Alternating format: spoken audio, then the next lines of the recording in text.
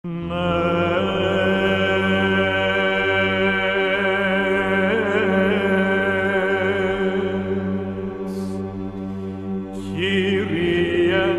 εκέκραξα προς εισακούσον μου, Κύριε, Κύριε, εκέκραξα προς εισακούσον μου, πρόσχες τη φωνή της δεήσεως μου, εν το κεκραγένεν με προς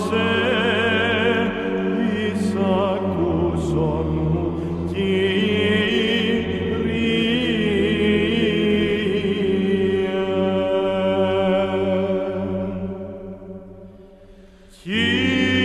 Κύριε, αμαρτάνων που παύομαι, φιλανθρωπίας αξιούμενος που γινώσκω,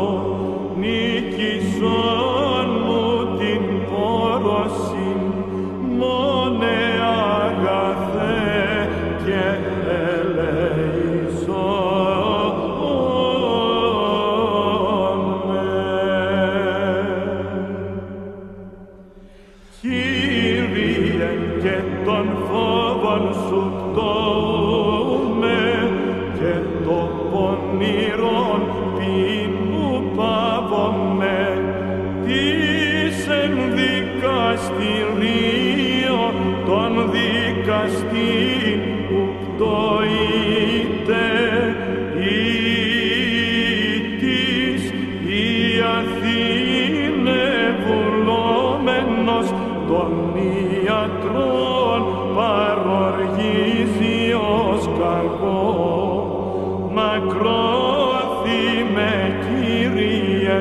επί τη ασθένεια μου σπλαχνίστητη και ελεησόν με.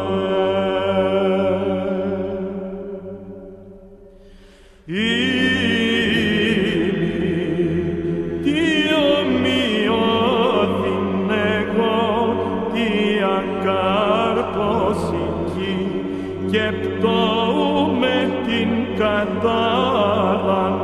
συν τη εκοπή, αλεπουράνιε και όργε Χριστέ ο Θεός, την χερσοθήσαν μου ψυχήν καρποφόρον ανάδειξον και